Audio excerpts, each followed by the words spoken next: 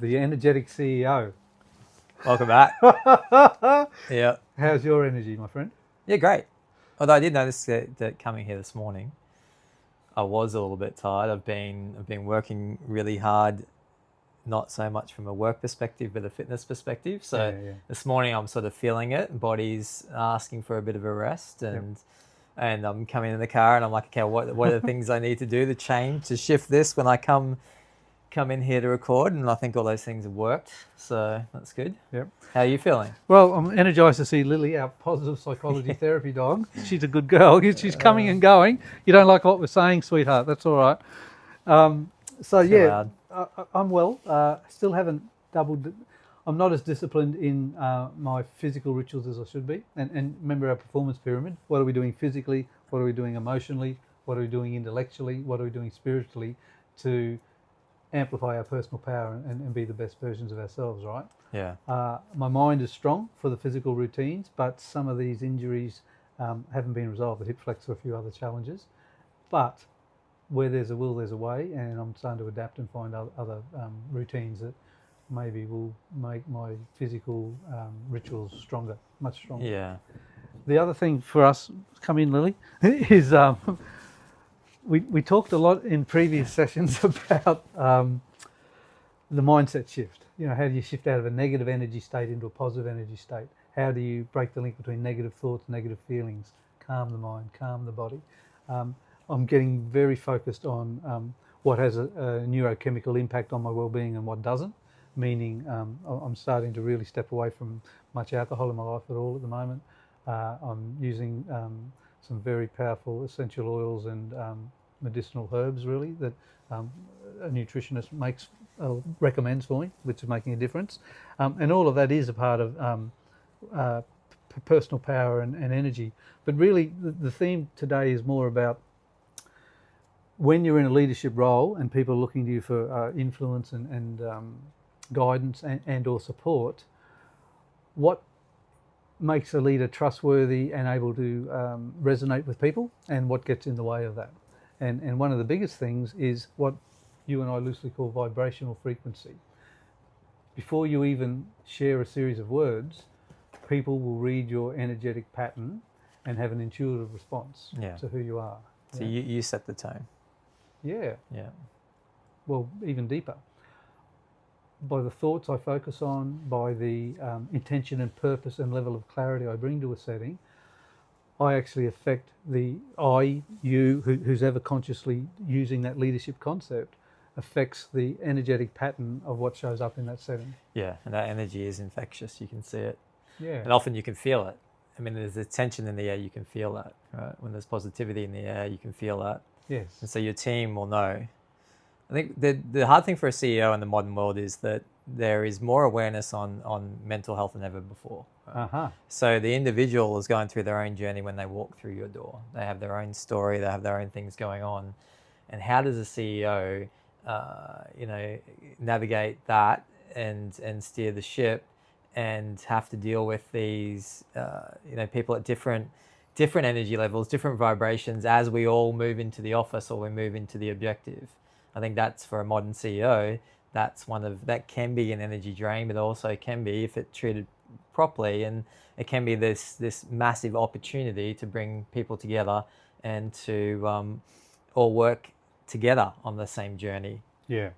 And the best version of an energetic CEO is someone who's done the inner work on themselves to integrate both the intellectual knowing, like the knowledge and skill sets of how to do the role, how to have an assertive conversation, how to manage stress, how to prioritize tasks, how to strategically reward and incentivize people, the business of running the business, and the intellectual firepower required is worthy of respect.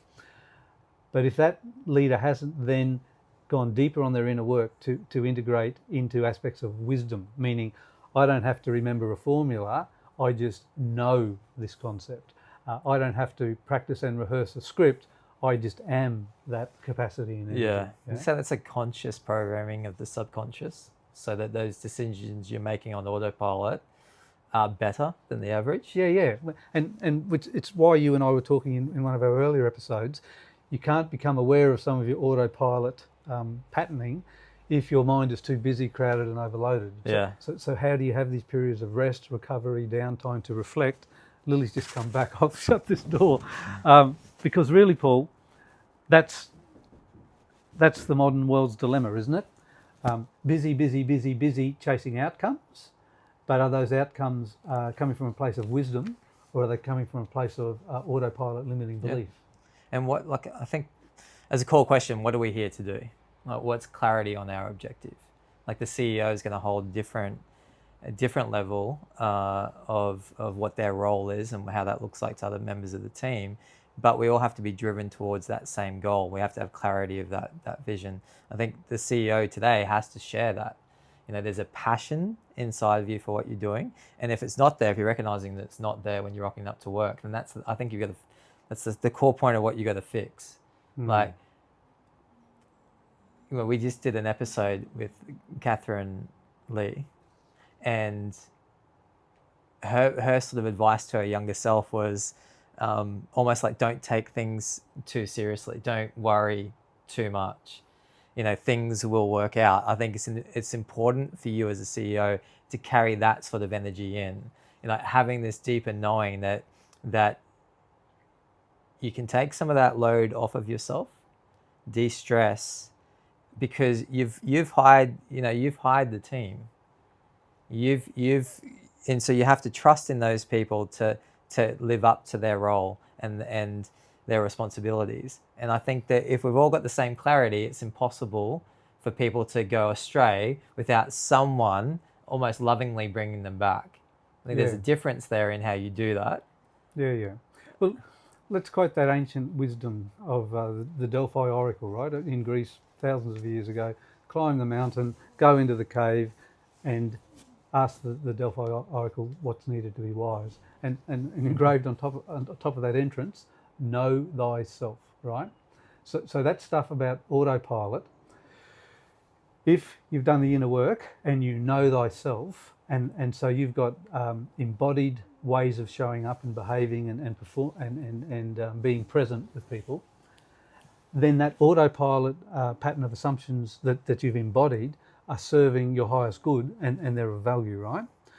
But if you've gone from school to your first working role and you just conformed with what everyone told you needed to do, and then you took on board some social media messaging about what's important and not important, or what's real and what's not real, and you basically embodied a pattern of behaviour prescribed to you by others, it's very likely you're still running on some autopilot patterning that A, never belonged to you in the first place, B, you're not even consciously aware of why you're doing it, C, it's probably limiting your potential, and D, it's probably doing harm to other people around you because you're not really your authentic integrated self, right?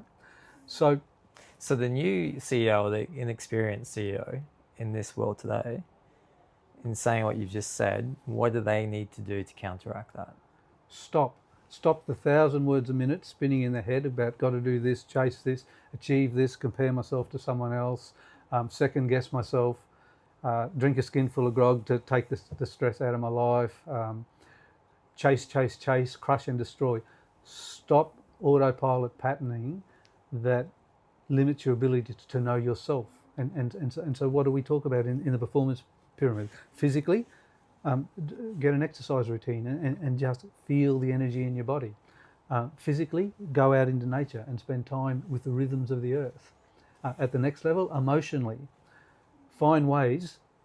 It might be breathing techniques, it might be visualization techniques, it might be a yoga and stretching routine, but find ways to calm the mind, calm the body, rebalance your neurochemistry, and be in states of deep restorative peace. Yeah. And look, I've got a lot of respect for someone who's 2 or 3 years into building their small business. This is me in the 1990s, and it's like, I've got to pay the bills, I've got to feed the kids, I've got to put the food on the table, I've got to deal with all these client issues, I've got to deal with compliance, I've got to deal with business planning, and so they're going to hear me saying, "Well, stop, calm the mind, calm the body," and they're going to go, "That's a luxury for having time, money, and resources." Yeah. No, prioritizing that foundation stone first makes all the other busyness and chaos achievable. Yeah. Otherwise, we're back in the what did we talk about in episode 2? The real root cause of burnout. Yeah. That's the ultimate path, isn't it? That's where, if you're not conscious of these things, that's where you're going to end up. Yes. And we've all kind of been there because of not taking on board the wisdom that we've had, and like you said, because we haven't given it the respect and the time it deserves. Yeah.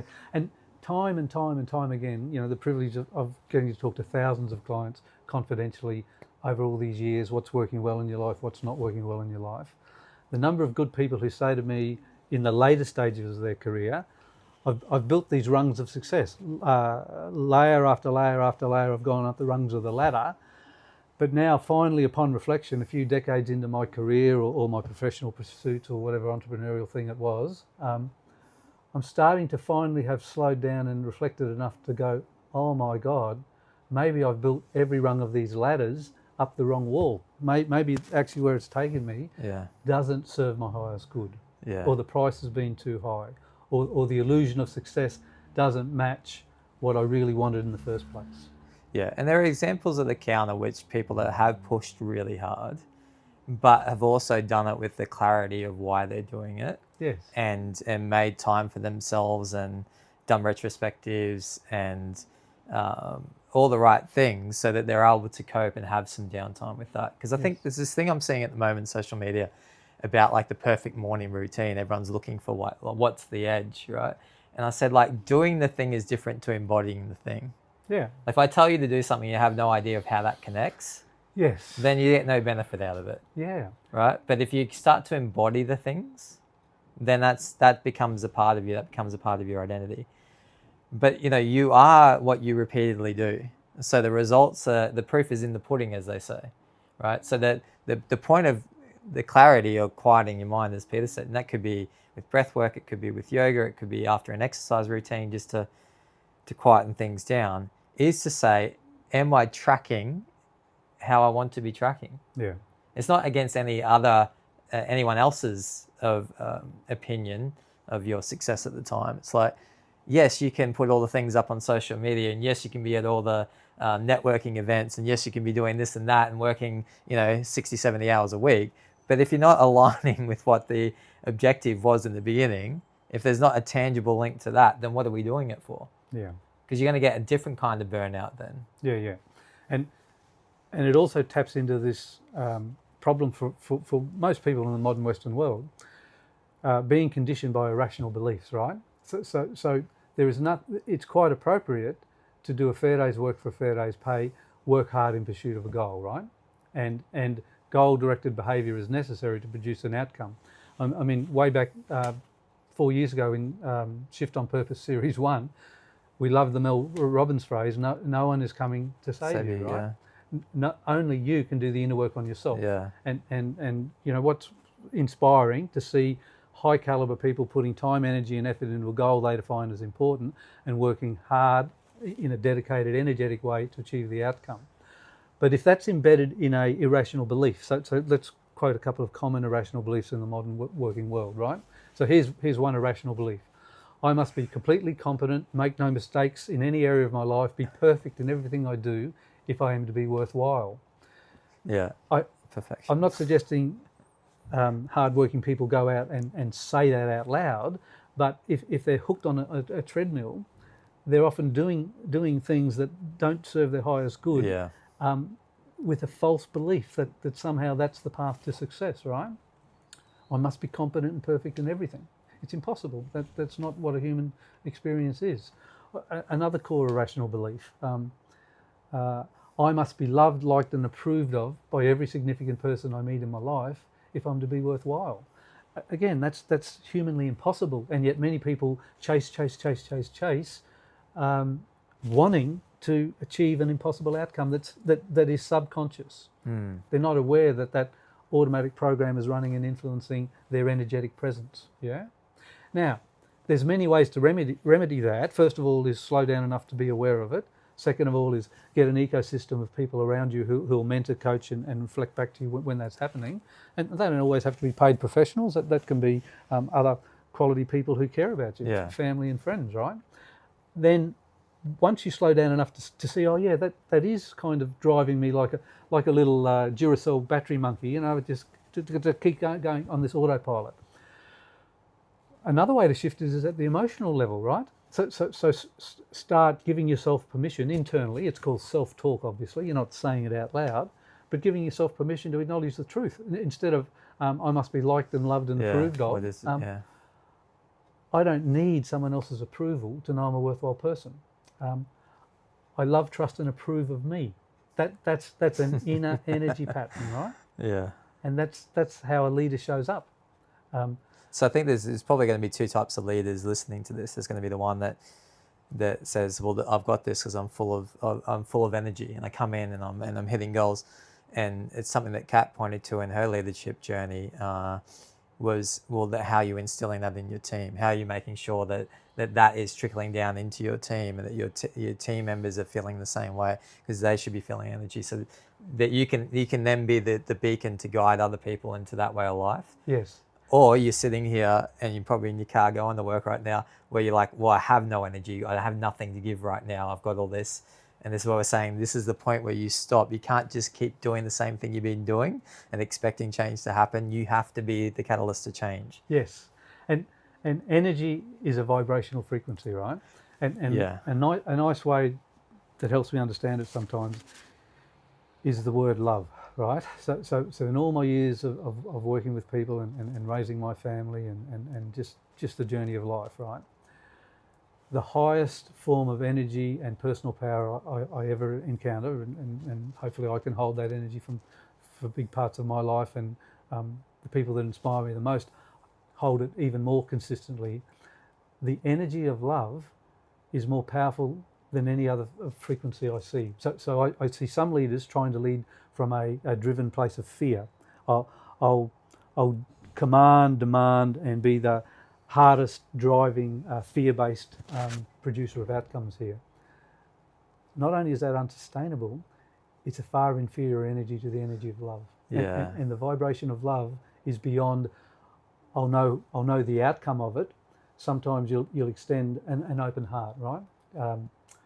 My heart is open to receive the energy of love. Yeah. I radiate this essence. I want to walk a path of ease and grace. I'm not saying you wake up every morning and that's a mantra you recite, but I'm saying that's the goal of high frequency, deep felt connection to other human beings. But it can also just be as simple as like loving life, loving the opportunity. Yeah. So there's a wrestling with your ego that you do sometimes. And I had this little chat with my son the other day where he's very good at esports gaming, and he puts a lot of time and effort. He's got his own coach and everything. And he was playing a really good opponent, far better than him. And he was losing. And so then the ego took over, and he's comparing himself now. And comparison is the thief of joy. So we don't want to do that. And he got off the computer and he was quite upset, and we had a chat about it. And I said, think about the opportunity you just had. These are the sorts of people you want to play with. These are the sorts of people you want to learn from, right? So you want to actually be in that room. Don't let your ego overtake this. Yeah. It's like if you go in there with love and appreciation of like, wow, I'm at this level now. This is who I'm playing. And you're going to get burnt. Yeah, you're going to get beaten at times, but it's what you learn from that. And so like you just look at me, I'm energized by the fact of like that's a loss. Yeah. But it's a win, you know? Yeah. And you know, even podcasting, right? We wake up on a Friday morning when we're filming this today, and my heart's full of energetic love. Like I'm grateful and appreciative. I get to have a great conversation. We get to do this, with people I hope listen and cherry pick what's useful for them, discard what's not useful. They're all, you know, anyone listening to this is already an expert in their own life. And my joy is, you know, in the journey of podcasting, in the coaching work, in the leadership work, we're getting comparatively well paid to help people through love-based leadership. Yeah, but see, you're also practicing a lot of gratitude for that. Yeah. You know, it's and that I think that's a key differentiator. I think if you're at a spot where you're lacking energy, and you can put it down to bad sleep, you can put it down to long work hours, you can put it down to working out too hard for an objective sporting goal or something like that. But it's like, if you really tap into that gratitude, then you'll find that energy starting to come back. There's a connection there of like, you know, that love will take over. The passion passion will revive you. And again, do the rituals, like physical, emotional, intellectual, spiritual, do those rituals day by day, week by week, month by month, and it becomes who you are. And, Yeah. and at, at a deep philosophical level, there's many traditions would say that's always been who you are, that love-based energy, and the conditioning of sometimes a mad modern world leads people to either forget that or just layer it over with these core irrational beliefs. Yeah, yeah. And it's, it's not what the hell's wrong with me, it's how do I lovingly release that stuff? Yeah. And allow it to go Yeah, deeper just into connect back with yourself. Yeah, and you your got role it. in Well, this you world. do it, But I think what you need to do is, like, in the show notes, you need to put a link to that performance pyramid so people can see it. Yes. So they have some objective view of what this is. Yeah, let's do that. Yeah. That's a joy task. Thank you. Yeah.